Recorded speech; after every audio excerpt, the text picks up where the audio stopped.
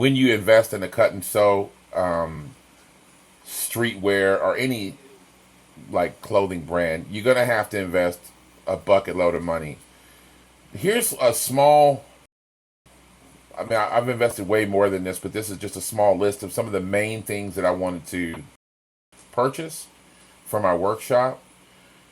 And also, before this, I have a video talking about the books that I invested in. So before I made any of these investments, I bought about $1,000 worth of books and then invested my time to do a little research into the whole ordeal. So let's move on.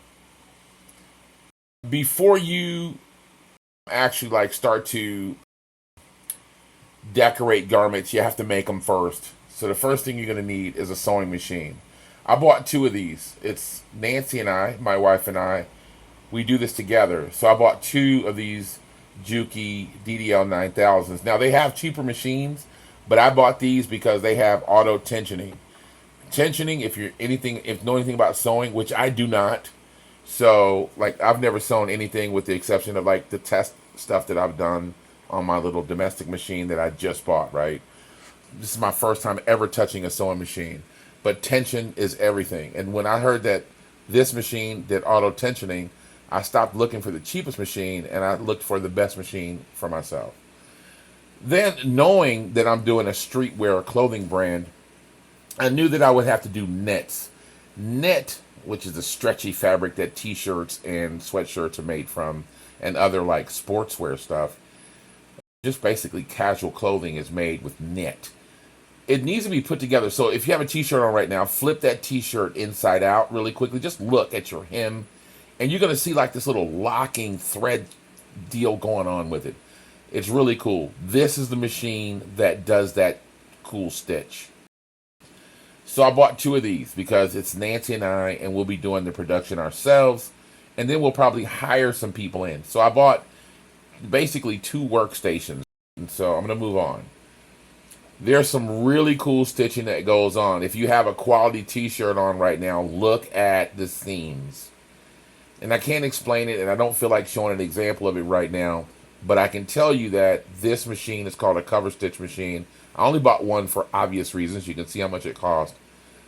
But it pretty much gives your t-shirts a really, and knit clothes in general, a really professional finish. And this does the hemming as well. And all these machines, work at like 7,000 stitches per minute. They're really quick. And so for me, I looked to see how much t-shirt was made. It's exactly, I think, 5 parts to a t-shirt. 2 arms, the front and the back, and a collar. And so putting that together really quickly was what my goal was, because I don't want to spend all day doing it with a domestic machine. When you look at the large clothing brands, you also look at just about all of them have some type of bags as well. So I looked at one of the popular bags and wallets, and right now these minimalist wallets are really popular, and also like these sling bags that kind of sling across the body.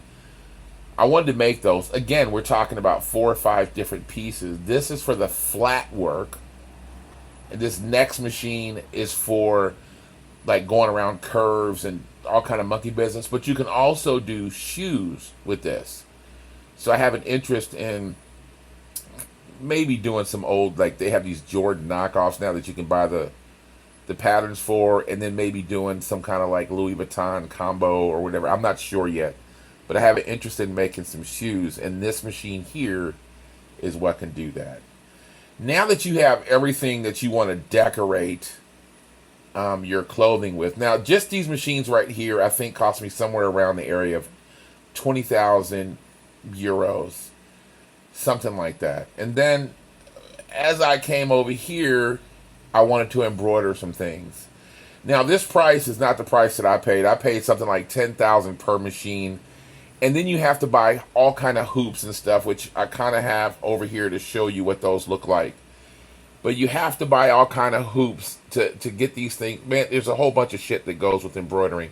But you can see that this particular machine is kind of it's not a special machine for hats, but these are what these dudes use for professional looking hats, like you see everywhere, Laker hats or sports teams or whatnot. And that's what they use. So I bought 2 of these, and these 2 cost me 20,000 euros. The next thing to decorate is called vinyl heat transfers, and you usually see that on jerseys. And you know what I'm talking about if you've ever had like any sports team gear or any kind of jerseys or whatever. This machine will print it out and then cut it out. It also does stickers, so on and so forth. And you can see here what the shirts look like. So the process goes, you take it, you print it out, you cut it out, and then you lay it on the shirt, and then you take a heat press, and I forgot to show those on this video, but maybe I'll show them on a cut part of this video. You take a heat press and you press it on there, but you can see you can also put stuff in the back of cars. It's kind of endless the things that you can do with this. This is a $10,000 machine, and it is an entry-level machine. It's annoying, right? But this machine does print and cut, but it does it slowly. So what most people do is they buy a cutter machine by itself. This one is pretty fast. It's called a Suma. Again, this is another entry-level machine, and I think I paid about $2,000. So what's cool about all of this is I have a hustle to do anything that I want to do. There's several ways to embellish garments, or this machine by itself is a separate hustle. Like people just pay for stickers, or people just pay for the decals for certain things, or they'll pay for signage like here on the back of a car. It's endless. I don't plan on doing that, but if I had to, I can, right? And so the cutter will take these, it'll actually read that sheet of paper, the vinyl, and see where it's supposed to cut, and cut everything out really neatly, and then you have to weed everything out. If you look into vinyl, it's pretty cool. They've got puff vinyl and all kinds of cool stuff.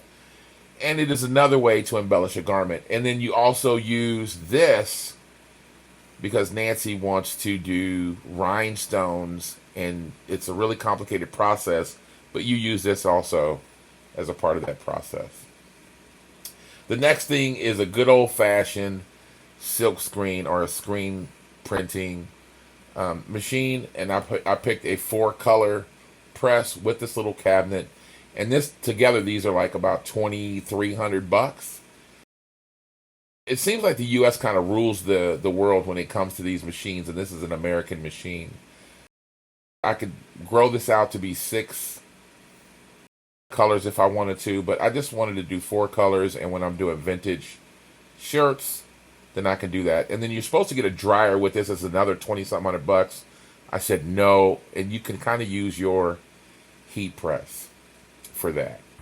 Another thing I bought that is very similar to a silk screening press is this DTF, which stands for direct to film. Now, there's a whole bunch of ways to put like print or graphics on a t-shirt. So there's DTF, which is direct to film. There's another one called direct to garment. There's another one called sublimation. There's just all this new technology.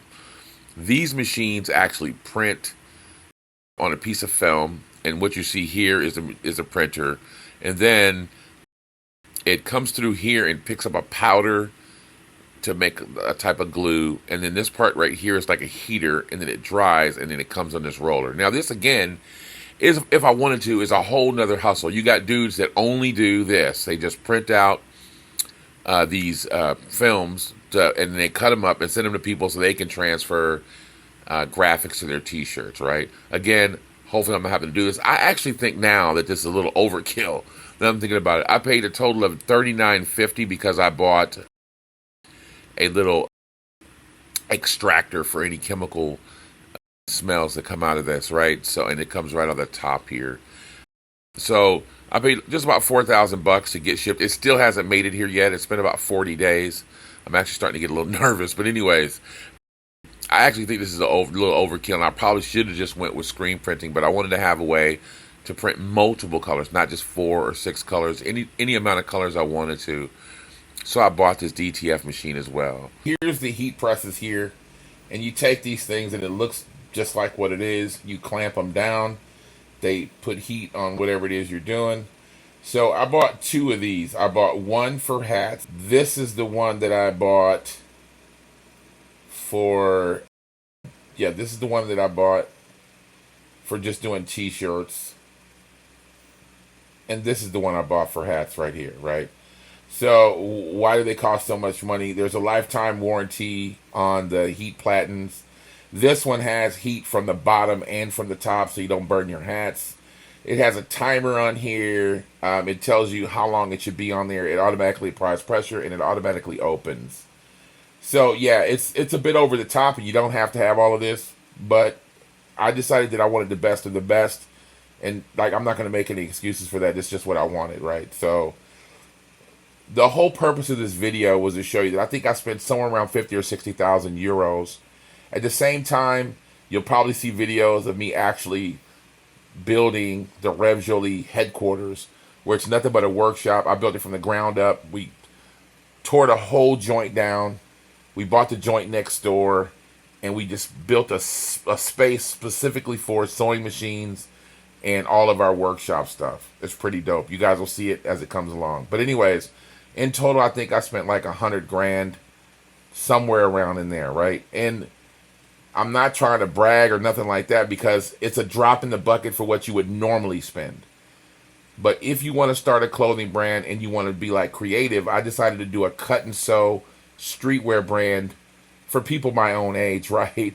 But I decided to do that myself because I wanted to be more creative, and I didn't just want to go buying Chinese shirts and just decorating the shirts. I wanted to make the cuts myself. I wanted to make cuts for my I'm a bigger dude, obviously.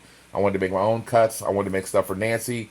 And then we wanted to be able to be creative with that, do different colors, different fabrics, different silhouettes, yada, yada, yada, right? And the only way to do that is to go OG. As a quick little end to this video, and I'll show you the other, like, the hoops that go while I'm talking. I'm kind of following the same direction and the map that Fubu laid out years ago. I think his name is Draymond Johns or something like that. Anyways, he got a loan on his house. We did not need to get a loan. And he also started in a home where he started his own cut and sew joint, right? We were fortunate enough that we didn't have to do any loans or anything like that. I spent cash on everything. I own everything. And we don't have, if the lights are out and the printing presses aren't working, that's fine. It's not going to hurt us not to make any clothes. If everything is moving like it's supposed to and we are making clothes, then cool, we're making money. And so I wanted to make sure that I set enough money aside for us to stay alive for 5 years. I've done that because it doesn't matter. And also, I wanted to embellish garments any way possible that it could be done. And I've done that. And I also wanted to create those clothes. I didn't want to just buy something that everybody else has on the internet. So there you go. In its totality, I think I spent somewhere around, and you guys could probably end up screen capping this anyways, but I think I spent somewhere around 40, 50,000 euros. I'll do a whole add up later, but it's somewhere around in there. But it's closer to about 100,000 bucks when you include the space that we're going to be doing everything in. Check out for the next video on the books, because the books is an extra 1,100 bucks, and I don't think you should short yourself on that. If you wanted to kind of do a map, first of all, look at everything that's going on, look at what everybody else is doing, and then go in the opposite direction of that. Buy the books, fashion books. Now, I'm not trying to be like a fashion designer, but I absolutely wanted to know the terminology and the lingo and the whole fashion designer language, so I bought those books. So go check that video out right now. That should be sitting up somewhere in a corner somewhere. Yeah. Peace.